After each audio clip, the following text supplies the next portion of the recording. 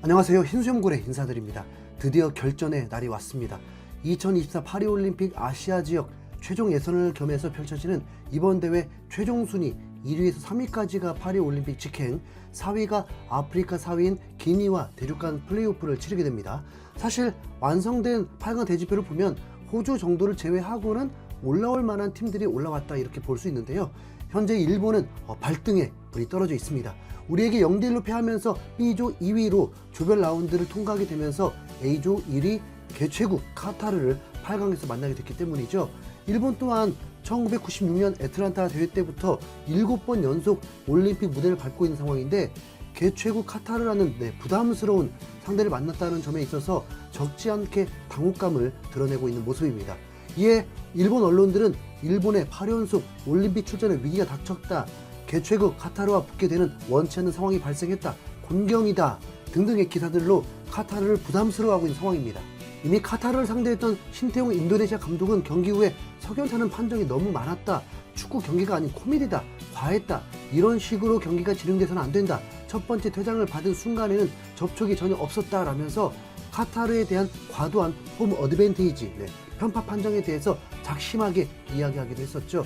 거기다 일본은 2위를 하면서 카타르보다 하루 덜 쉬고 카타르는 조별 예선 3차전 호주전에서 멤버도 완전 바꿔버려서 압도적인 카타르 응원과 체력 그리고 편파 판정까지 등에 업고 일본을 상대하게 됩니다. 그럼에도 일본 감독인 오이와는 카타르전을 매우 자신 있어 했는데요. 과연 중국도 1대0으로 겨우 이겼던 일본이 지옥의 경기장에서 살아남을 수 있을지 지금부터 생생하게 전해드리도록 하겠습니다. 참고로 아는 선수도 없고 선수 이름도 너무 길어서 선수 이름 언급은 최소화하도록 하겠습니다. 일본은 전통적인 블루 유니폼을 착용했고 카타르는 버건디 유니폼을 착용했습니다. 양팀 모두 공격적인 팀이라고 한 만큼 골이 많이 나올지 매우 궁금하네요. 어라? 1분 만에 일본이 선제골을 넣어버리는데요. 이게 무슨 일인가 싶었는데 카타르 진영에서 거의 키패스 보내듯이 백패스 미스가 일어나면서 일본 선수의 추진력이 달린 상태에서 보기 좋게 볼이 왔고 그대로 중거리 슛을 쏘면서 선제골을 넣은 것입니다. 아무리 골이 많이 나올지도 모르겠다 했지만 1분 만에 골이 나올 줄은 상상도 못했네요. 이렇게 되면 일본은 매우 여유롭게 경기할 수 있게 되고 레벨도 일본이 더 높기 때문에 일본이 압도하는 경기로 흘러가지 않을까 예상이 되었습니다. 솔직히 갑자기 부러워지기도 하더라고요. 어차피 한 골로 끝날 경기는 아닐 테니까요. 지켜봐야죠. 일본은 지금부터 파울을 최소화하는 게 골보다 중요하겠죠. 15분까지는 일본이 점유율도 압도하면서 경기 흐름이 바뀔 기미가 전혀 보이지 않았습니다. 주심도 매우 정상적인 판정을 하고요. 실제로 20분쯤에 박스 안에서 헐리우드 액션으로 페널티킥을 노렸는데 주심은 아랑곳하지 않고 코너킥을 주기만 했습니다. 그래도 이 상황 하나가 큰 터닝 포인트가 되었습니다. 골이 나오기 어려운 하품 나오는 상황에서 카타르의 크로스에 환상적인 호날두급 헤딩으로 11m 헤딩골이 나오면서 동점을 만들어 버렸습니다. 와, 이러면 1분경에 실수했던 카타르 선수의 다리에 좀 힘이 들어가 있겠죠. 이때부터 일본 원정 팬들은 응원이 침묵 상태가 되었습니다.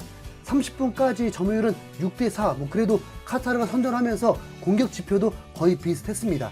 37분에 일본은 결정적인 골 찬스가 있었는데 골대 바로 앞에서 그 누구도 방해하지도 않았는데 타이밍을 못 맞추면서 빗나가고 말았습니다. 갑자기 변수가 생겨버렸습니다. 39분에 일본이 일선으로 높은 크로스를 올렸는데 카타르 골키퍼가 처리하러 나왔고 룰을 잘 인지하고 헤딩으로 걷어냈습니다. 그런데 갑자기 경기를 중단시키는 주심. 일본 공격수가 박스 안에서 고통스러워하고 있었고 이에 어필을 하더니 주심이 VR을 보고 골키퍼에게 퇴장을 줘버린 겁니다. 솔직히 예상 못했습니다. 앞서 언급했듯이 편파 판정에 기울이기도 했고 실제 골키퍼가 공을 멀리 처리하기 위해서 했던 행동에 일본 선수가 몸을 들이밀면서 골키퍼를 위협했는데 이건 가미가제 작전 성공인 거죠. 카타르 골키퍼는 억울한 것도 모자라서 울듯이 그라운드를 빠져나갔고 터널에서도 주저앉아서 울고 있었습니다. 수적으로도 불리해져 버린 카타르. 그래도 팀워크는 좋아 보였습니다. 서로 다독이고 위로해주는 모습이었죠. 추가 시간이 10분이 주어졌지만 일본은 골을 넣지 못했고 전반전은 1대1로 마무리가. 매우 불리해진 카타르는 연장 승부차기까지 가는 작전을 생각할 수밖에 없겠죠.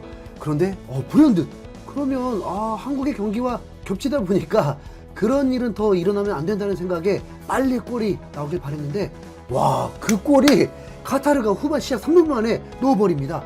프리킥을 얻었고 에이스가 직접 프리킥을 포기하면서 세트피스를 노렸는데 그게 정확하게 연결되면서 헤딩으로만 투샷, 투킬로 일본을 상대로 앞서 나가게 되었습니다. 어쨌든 이 경기 중립 응원 안 되는 거 아시죠? 바라던 바 카타르가 일본을 이겨주길 더 바라게 되었습니다. 이후에 후반전 60분까지 일본은 점유율을 더 높여가면서 공격 강도를 더 올렸습니다. 찬스는 있는데 결정력에서 아쉬움을 남겼고 센터백이 박스 안에서 헛발질을 한 게 매우 아쉬웠죠. 사이사이에 역습을 노리면서 카타르는 슈팅을 7개까지 늘리면서 슈팅 수는 카타르와 같았습니다.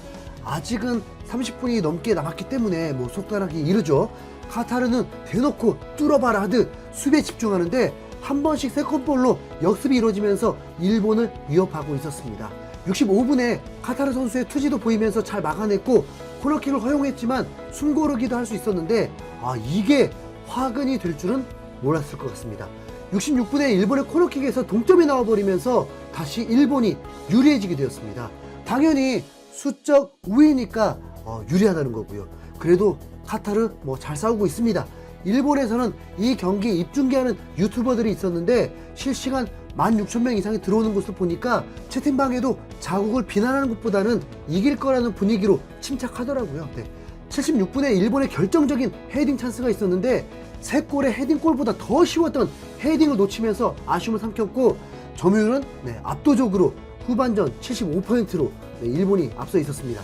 카타르는 아슬아슬 버티고만 있었는데 이대로 연장전 가면 선수들 걷지도 못할 듯 추가 시간이 9분이 나오게 되고 일본은 계속 카타르 골문을 노렸지만 골이 나오지 않았고 카타르는 역습을 해보려 했지만 전방에 선수가 없으니까 그냥 공격을 포기하기도 하면서 결국 이대로 원치 않았던 연장전을 가고 말았습니다.